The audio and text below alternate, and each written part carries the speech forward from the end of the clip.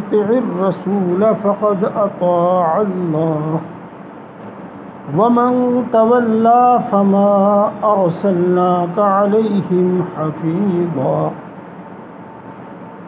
صدق اللہ العظیم۔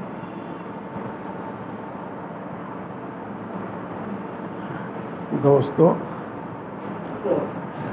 ایک بات جو بار بار آپ میری زبان سے سنتے ہیں، آج میں پھر اس کو کہتا ہوں کہ قصے، کہانی، لطیفے، یہ باتیں تو آدمی بڑے شوق سے سنتا ہے اور خود بخود ہی ان کی طرف متوجہ ہو جاتا ہے، لیکن علم کی باتیں، عقل کی باتیں، سمجھ کی باتیں ذرا یہ توجہ سے سننے کے بعد سمجھ میں آتی ہیں، اور جب یہ سمجھ میں آتی ہیں اور دل میں بیٹھتی ہیں تو راستہ یہی دکھاتے ہیں۔ رہے قصے، کہانی اور لطیفے، وہ تو صرف کانوں تک کا مزہ ہے بس، اور مجلس تک کا مزہ ہے وہ، اس کے بعد قصہ ختم۔ لہذا بہت دھیان دیجیے، آج آپ کو لا الہ الا اللہ محمد الرسول اللہ صلی اللہ علیہ وسلم کا مطلب سمجھ آ گیا۔ ترجمہ: جس شخص نے رسول کی اطاعت کی، مراد رسول اللہ صلی اللہ علیہ وسلم، اللہ کے رسول حضرت محمد مصطفیٰ صلی اللہ علیہ وسلم، تو اس نے اللہ ہی کی اطاعت کی۔ جس نے رسول کا کہنا مانا، اس نے اللہ ہی کا کہنا مانا۔ اللہ کا حکم اور رسول کا حکم دو چیز نہیں، ایک ہی چیز ہے، وہ ہمیں رسول کی زبانی پہنچتا ہے، اس لیے جس نے رسول کی مانی اس نے اللہ کی مانی، یہ مطلب ہے اس کا۔ اور جو شخص آپ سے اور آپ کی باتوں سے منہ موڑے، ومن تولا، اور جو شخص آپ سے یا آپ کی باتوں سے منہ موڑے تو آپ اس کو جانے دیجئے ہم نے آپ کو ان پر نگراں اور محافظ بنا کر نہیں بھیجا۔ ہم نے آپ کی یہ ڈیوٹی نہیں لگائی کہ کوئی ہمارے حکم کی خلاف ورزی ہی نہ کر سکے، کوئی ایسا نہ ہو جو ہماری بات نہ مانتا ہو، یہ ڈیوٹی نہیں لگائی ہم نے آپ کی۔ ہم نے آپ کی جو ڈیوٹی لگائی وہ یہ لگائی کہ آپ ہماری بات ہمارے بندوں تک پہنچائیے۔ لہذا جب آپ نے بات پہنچا دی تو جس نے مانی اس نے اللہ کی مانی، اور جس نے نہیں مانی تو آپ اس کو اس کا حال پر چھوڑ دیجیے گا۔ اور آپ کی زبان میں کہوں، ہم دیکھیں گے پھیرو سے، یہ بالکل صحیح بات ہے، پڑھیے دیہاتی زبان ہو، لیکن مطلب یہی ہے کہ آپ اسے جانے دیجئے، ہم دیکھیں گے اسے۔ ہم نے آپ کو ان پر نگراں اور محافظ بنا کر نہیں بھیجا، جیسے کہ آج کل دیکھتے ہیں آپ، ہمیشہ ہی دیکھتے ہیں آپ کہ پولیس کا کام یہ ہوتا ہے کہ وہ سرکاری احکام کو منواوے، کوئی آسانی سے نہ مانے، زبان سے نہ مانے تو ڈنڈے سے منواوے۔ آپ کو ہم نے ایسے بنا کر نہیں بھیجا۔ یہ اب آپ تھوڑی سی اور توجہ دیجیے، رسول کے کیا معنی ہے؟ فارسی میں رسول کو پیغمبر کہتے ہیں، پیغمبر، اور اس کا معنی ہے، اس کا مطلب ہے پیغام لے جانے والا۔ آپ نے اپنے بیٹے کو، اپنے بھائی کو، اپنے نوکر کو، اپنے دوست کو، کسی کو کہا جا بھائی حاجی جی کو میری طرف سے بات کہہ کے آؤ، اب وہ شخص آپ کا قاصد ہے عربی میں، اور وہ آپ کا پیغمبر ہے، آپ کی بات اس تک لے جانے والا ہے۔ فارسی میں اگر کسی نے اس آدمی کی بے عزتی کی تو آپ کی بے عزتی کی، اور کسی نے اس کی بات رد کی تو آپ کی بات رد کی۔ دیکھو یہ بالکل بات سمجھ میں آنے والی ہمارے معاشرے اور ہمارے ماحول کی ہے۔ اسی طرح سمجھ لو آپ انبیاء کرام علیہم السلام اور ان میں سے کچھ رسول ہیں، سب کا ایک ہی کام ہے، ان کے پاس فرشتے کے ذریعے اللہ کی بات آتی ہے، اللہ کا پیغام آتا ہے، اور وہ وہی پیغام بندوں تک پہنچاتے ہیں۔ اسی سے آپ کو بات سمجھ میں آ گئی ہوگی۔ ہاں لیکن اور سنو، اور صرف قرآن پاک سے، قرآن پاک سے باہر سے نہیں۔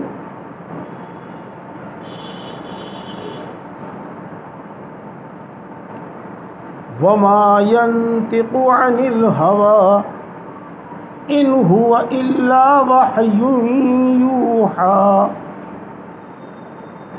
وہ یعنی محمد صلی اللہ علیہ وسلم اپنی طرف سے کچھ نہیں بولتا۔ وما ينطق عن الهوى، اپنی طرف سے کچھ نہیں بولتا، وہ وہی کہتا ہے جو اس کے پاس وہی بھیجی جاتی ہے۔ اللہ کے رسول کی بات اللہ کی بات ہے، جس نے رسول کی مانی اللہ کی مانی۔ دیکھو ایک ایک بات ایسی ہے جس سے ہمیں خوب اچھی طرح بات سمجھ میں آتی ہے۔ اور سنو اور دیکھو، رونگٹے کھڑے ہو جاتے ہیں یہ بات سن کر۔ وَلَوْ تَقَوَّلَ عَلَيْنَا بَعْضَ الْأَقَاوِيلِ، پہلے میں آپ سے پوچھوں کہ کون سے پارے میں ہے؟ یہ 29ویں پارے میں ہے، یہ 29ویں پارے میں ہے۔ وَلَوْ تَقَوَّلَ عَلَيْنَا بَعْضَ الْأَقَاوِيلِ، اگر اس شخص نے یعنی محمد صلی اللہ علیہ وسلم نے ہماری طرف نسبت کر کے کوئی غلط بات کہہ دی، جو بات ہم نے نہیں کہی اور اس نے وہ بات ہماری طرف نسبت کر کے کہہ دی، لَأَخَذْنَا مِنْهُ بِالْيَمِينِ، تو ہم اس کا دائیں ہاتھ پکڑ لیں گے، ثُمَّ لَقَطَعْنَا مِنْهُ الْوَتِينَ، اور پھر ہم اس کی شارک کاٹ دیں گے، یعنی اس کی گردن اڑا دیں گے۔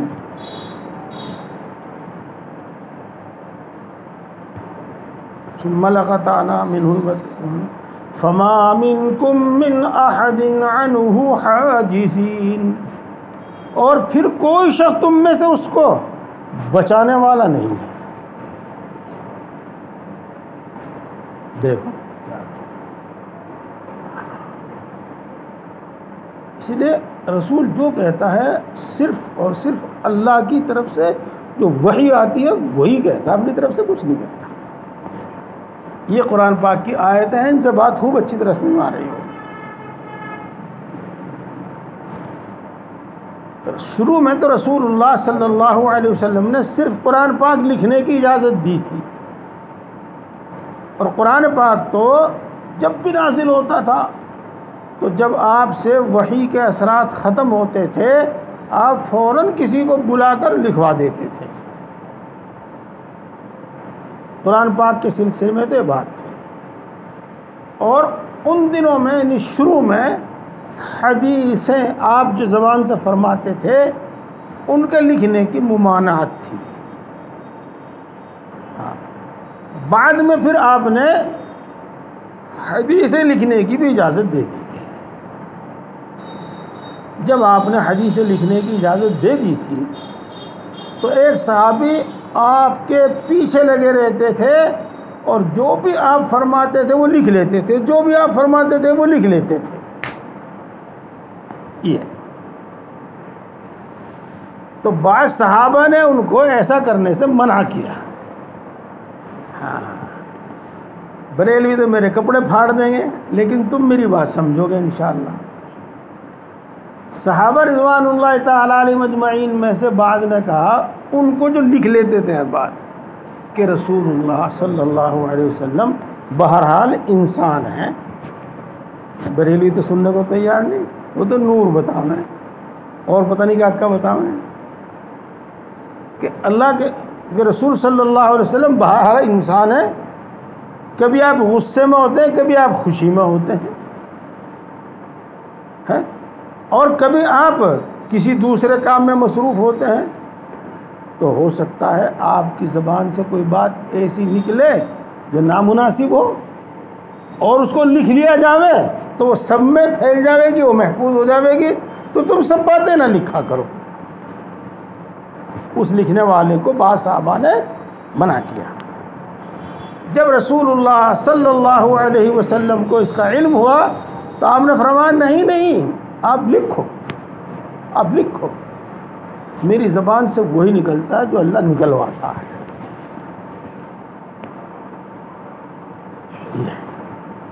تو دیکھو دوستو، قرآن پاک کی 2 آیتوں سے اور حدیث پاک سے یہ بات میں نے سمجھانے کی کوشش کی ہے کہ اللہ کے رسول وہی کہتے ہیں جو ان کے پاس وحی آتی ہے۔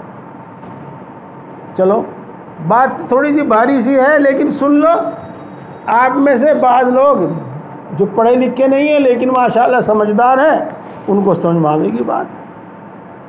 ایک تو وہ وحی ہے جس کے الفاظ اور معنی دونوں اللہ کی طرف سے ہیں، اس کو وحی مطلوع کہتے ہیں اور اس کو قرآن کہتے ہیں۔ اور ایک وہ ہے وحی، وہ ہے جس کے معنی اللہ کی طرف سے ہیں اور الفاظ کا انتخاب خود رسول اللہ صلی اللہ علیہ وسلم کرتے ہیں، اس کو وحی غیر مطلوع کہتے ہیں، اور یہ احادیث کی شکل میں ہمارے سامنے موجود ہے۔ سب وحی ہے، سب وحی ہے۔ ایک بات تو آپ یہ سمجھیں، اب دوسری بات سمجھو، اور یہ سمجھنا ضروری ہے۔ جو لوگ اللہ کو مانتے ہیں تو وہ اللہ کے لیے کچھ صفات بھی مانتے ہیں۔ مثال کے طور پر روزی پہنچانا، ایک دن میں نے سمجھانے کی کوشش کی تھی، لیکن اس دن بھی وقت تنگ تھا اور آج بھی، کسی دن انشاءاللہ سمجھاؤں گا۔ آدمی یہ جو 2 لقمے کھاتا ہے نا، 4 لقمے کھاتا ہے، یہ اللہ ہی کی قدرت سے کھا سکتا ہے، اپنی محنت سے نہیں کھا سکتا، یہ طے شدہ بات ہے۔ اس لیے مکہ کے قریش اور عرب کے کافر جب ان سے پوچھا جاتا تھا قُلْ مَنْ يَرْزُقُكُم مِّنَ السَّمَاءِ وَالْأَرْضِ، آسمانوں اور زمینوں سے تمہیں روزی کون دیتا ہے،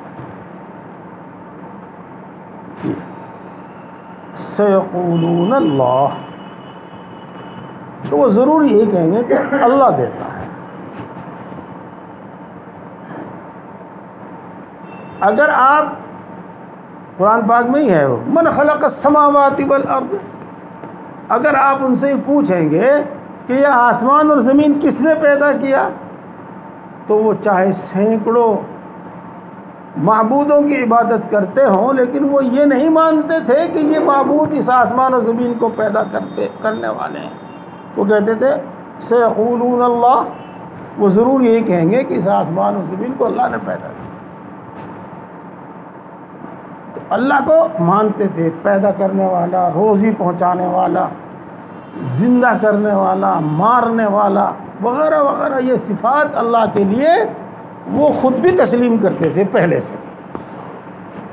یہ ہے تو دوستو، جس ہستی کی یہ صفات ہیں وہ یقیناً عبادت کے قابل ہے، اور وہ یقیناً اس قابل ہے، اس کا مستحق ہے کہ اس کی بات مانی جائے، اور کوئی کسی دوسرے کی اس میں کوئی شرکت نہیں ہے، اس لیے کوئی اس قابل نہیں ہے کہ اس کی عبادت کی جائے اور کوئی اس قابل نہیں ہے کہ علی الاطلاق اس کی بات مانی جائے. علی الاطلاق یعنی ہر بات مانی جائے.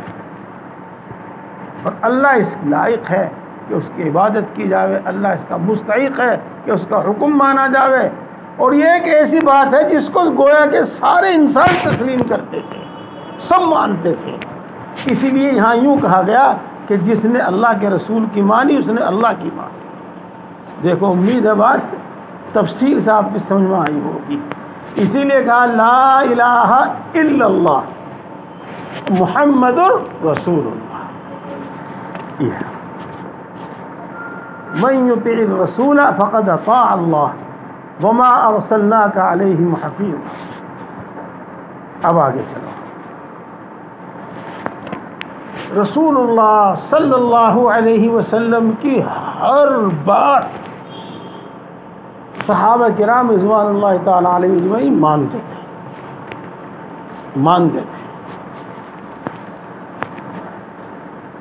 کیسی بھی بات ہو ہاں میں بتاؤں گا. بات تھوڑی سی لمبی ہوگی لیکن ایک صحابی تھے زید بن حارثہ.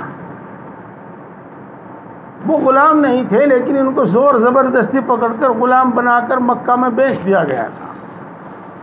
اور رسول اللہ صلی اللہ علیہ وسلم نے حضرت خدیجہ نے ان کو خرید لیا تھا. اور حضرت خدیجہ رضی اللہ تعالی عنہا نے وہ رسول اللہ صلی اللہ علیہ وسلم کو ہبہ کر دیا تھا. ہدیہ ہبہ جو بھی آپ سمجھتے ہو, گفٹ تو میں کہنے کا نہیں بھائی, دیکھ ہدیہ ہبہ کر دیا تھا جو بھی آپ سمجھو. اس لیے وہ رسول اللہ صلی اللہ علیہ وسلم کے غلام. ان کے ماں باپ ان کو تلاش کرتے کرتے مکہ پہنچے. حضرت زید نے اپنے باپ, چچا, تایا جو بھی ساتھ تھے ان کو پہچان لیا اور انہوں نے حضرت زید کو پہچان لیا. لیکن حضرت زید رسول اللہ صلی اللہ علیہ وسلم کے پاس رہتے تھے. غلاموں میں سب سے پہلے وہی ایمان لائے تھے.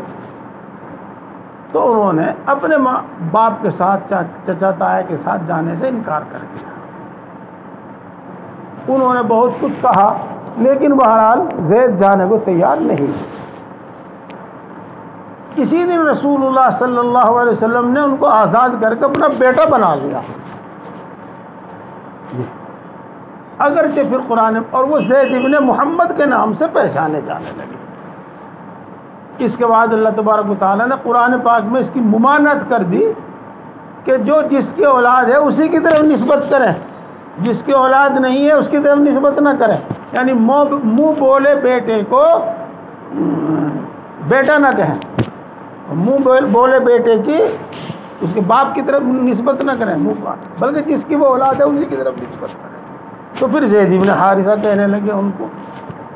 خیر رسول اللہ صلی اللہ علیہ وسلم نے اپنی پھوپھی کی لڑکی حضرت زینب رضی اللہ تعالی عنہا سے ان کے نکاح کا پیغام بھیجا.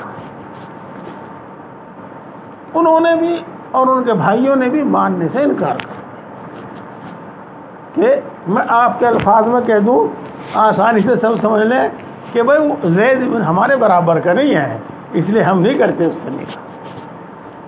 یہ تو اللہ کے رسول اللہ تبارک و تعالیٰ نے قرآن پاک میں ایک آیت شریفہ نازل فرمائی. وما كان لمؤمن ولا مؤمنة إذا قضى الله ورسوله أمرا أن يكون لهم الخيرة من أمرهم. کسی مومن مرد اور کسی مومن عورت کو اختیار باقی نہیں رہتا جب اللہ اور اس کا رسول اس کے بارے میں کوئی فیصلہ کرتے ہیں. آج آپ انشاءاللہ فوراً سمجھ جاؤ کہ فیصلہ رسول کا تھا, اللہ کا نہیں تھا.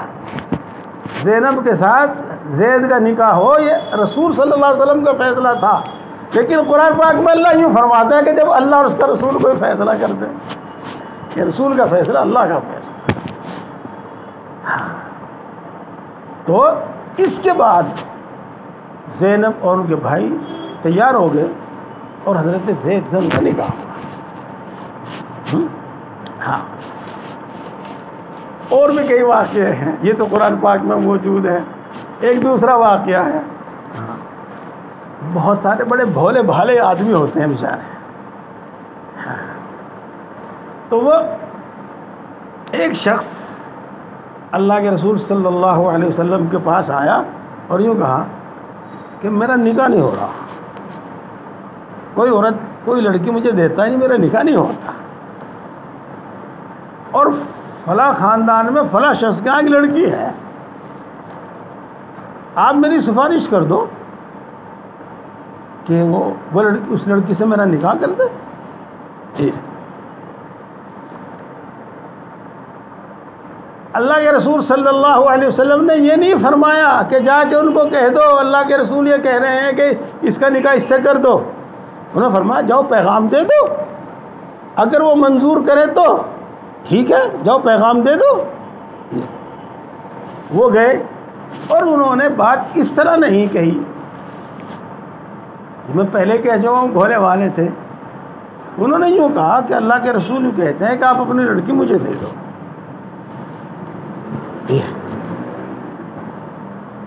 تو ان کے باپ نے وہی جواب دیا جو حضرت زینب اور حضرت زینب کے بھائیوں نے جواب دیا تھا، لیکن اندر سے وہ لڑکی سن رہی تھی، اندر سے وہ لڑکی سن رہی تھی، اسے معلوم نہیں تھا کہ کون شخص ہے پیغام دینے والا، کہاں کا رہنے والا ہے، کون ہے، نہ اس کو جانتی نہ پہچانتی نہ کہیں دیکھا۔ جب اس لڑکی کے باپ نے ان کو منع کر دیا تو اس لڑکی نے اندر سے آواز دے کر کہا بج ان کو روک لو، پر کہا بجے آپ نے اس کو تو دیکھا لیکن یہ نہیں دیکھا کہ کس کا پیغام لے کر آیا تھا، اس لیے میرا نکاح اسے کر دو۔ یہ بہرحال اللہ کے رسول صلی اللہ علیہ وسلم کی اطاعت فرض، اس سے پہلے آ چکا ہے وَمَا أَرْسَلْنَا مِن رَّسُولٍ إِلَّا لِيُطَاعَ بِإِذْنِ اللَّهِ، ہم نے جو بھی رسول بھیجا اسی وجہ سے بھیجا کہ اللہ کے حکم سے اس کا کہنا مانا جا رہا ہے۔ ماشاءاللہ یہ باتیں آپ بڑی توجہ سے سن رہے ہیں، خوب اچھی طرح سمجھ میں آ گئی۔ اب آپ کو ایک بات اور سمجھ میں آ جائے گی، قریش مکہ کا کیا بگڑے تھا جو کہہ دیتے محمد رسول اللہ، لیکن کیوں نہیں کہا؟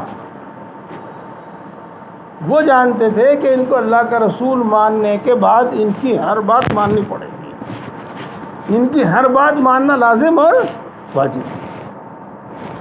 بزرگوں اور دوستو، یہ بات میں نے بڑی تفصیل سے بتائی، اور دونوں بات بتائی کہ اللہ کے ساتھ ایسی صفات ہیں کہ وہ ان صفات کی وجہ سے عبادت کا مستحق ہے، وہ ان صفات کی وجہ سے اطاعت کا مستحق ہے،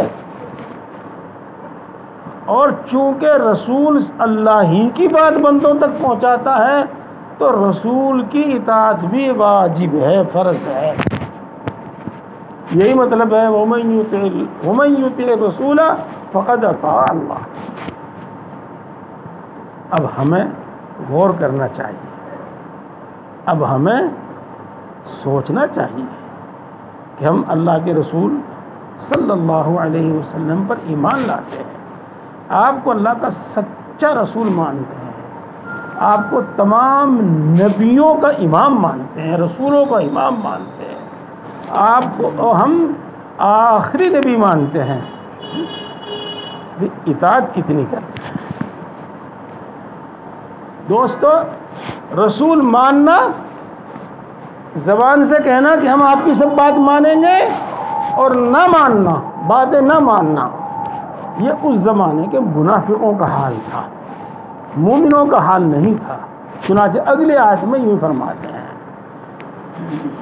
وَيَقُولُونَ طَاعَةٌ، اور کچھ لوگ یوں کہتے ہیں کہ آپ کی بات ماننا ضروری ہے، لازم ہے، ہمارا فرض ہے، آپ کے سامنے اور زبان سے وہ یوں کہتے ہیں فَإِذَا بَرَزُوا مِنْ عِنْدِكَ بَيَّتَ طَائِفَةٌ مِّنْهُمْ غَيْرَ الَّذِي تَقُولُ، پھر جب وہ آپ کے پاس سے جاتے ہیں تو وہ رات، تو ان میں سے ایک جماعت رات گزارتی ہے ان باتوں کے ساتھ جو آپ، ان باتوں کے علاوہ کے ساتھ جو آپ نے کہی ہے۔ ترجمہ اسی طرح ہوگا، بعض مرتبہ لفظ کی مجبوری ہوتی ہے، مطلب سمجھ لیجیے۔ دن میں آپ کی خدمت میں موجود ہیں، آپ جو فرما رہے ہیں اس کے متعلق وہ کہتے ہیں جی جی بالکل بالکل مانیں گے، جی ایسا ہی ہوگا، جو آپ فرما رہے ہیں بالکل ایسا ہی ہوگا۔ پھر جب وہ رات کو اکٹھے ہوتے ہیں، بھائی محمد نے یہ آرڈر پاس کر دیا، میں اپنی زبان میں کہہ رہا ہوں آپ کے سامنے، محمد نے یہ آرڈر پاس کر دیا ہے، بتاؤ اس کی کاٹ کس طرح ہوگی، بتاؤ اس سے کیسے بچا جائے گا، بتاؤ اس کے لیے کیا حیلہ تلاش کریں، کیا بہانہ تلاش کریں، کیا کریں۔ تو رات کو پھر اس طرح کے مشورے ہوتے تھے، اس طرح کی باتیں ہوا کرتی تھی، اور ان کا سردار جو طے کرتا تھا اس گھر میں بیٹھ کے جو بات طے ہوتی تھی، پھر یہ منافقین دن میں انہی کو چلاتے تھے، کوئی عذر بیان کرتا، کوئی کچھ کہتا، کوئی کچھ کہتا۔ اللہ تبارک و تعالیٰ نے ان کی سزا میں کچھ نہیں کہا، بس وہی لفظ گویا کہ کہا جو میں نے آپ کو کہا کہ ہم انہیں اپنا آپ دیکھ لیں گے، یوں کہا واللہ یکتب ما یبیتون، یہ لوگ رات میں جو باتیں کہتے ہیں، جو رات میں جو مشورے کرتے ہیں، اللہ ان سب باتوں کو لکھ رہا ہے۔ اور لکھ رہا ہے کیا مطلب؟ ہاں یعنی ایک دن چکتی حساب ہوگا۔ جی ہاں، یہ نہیں کہ اللہ کو اس کا علم نہیں، یہ نہیں کہ اللہ ان پر درگزر کر رہا ہے، نہیں، یہ تو سب لکھا ہوا ہے۔ فَأَعْرِضْ عَنْهُمْ، تو آپ ان سے منہ پھیر لیجئے، آپ ان سے اعراض کیجئے، بے رخی برتیے، اگر یہ نہیں مانتے تو نہ مانیں، آپ بے رخی برتیے ان سے۔ وَتَوَكَّلْ عَلَى اللَّهِ، اور اللہ پر بھروسہ کیجیے گا۔ یہ رات میں کچھ بھی مشورہ کریں اور آپ کے خلاف کچھ بھی طے کریں، آپ یقین رکھیے، بھروسہ رکھیے اللہ پر کہ یہ آپ کو نقصان نہیں پہنچائیں گے۔ یا وَكَفَى بِاللَّهِ وَكِيلًا، اور اللہ وکیل ہونے کے لیے کافی ہے، اللہ تمہارے کام بنانے کے لیے کافی ہے۔ جب اللہ تمہارا کام بنانے والا ہو تو کہ تمہیں کسی اور کی مدد اور نصرت کی کوئی ضرورت نہیں۔ ہاں الحمدللہ، بات تفصیل سے آسان الفاظ میں ہوئی، اور الحمدللہ آپ نے بڑی توجہ سے سنی۔ دوستوں، میں نے بھی آج خاص طور سے تفصیل اس لیے کی ہے زیادہ کہ یہ ہمارا بنیادی عقیدہ ہے، بنیادی عقیدہ ہے۔ ہاں، اس واسطے اپنے اعمال کو، اپنے اخلاق کو، اپنے خیالات کو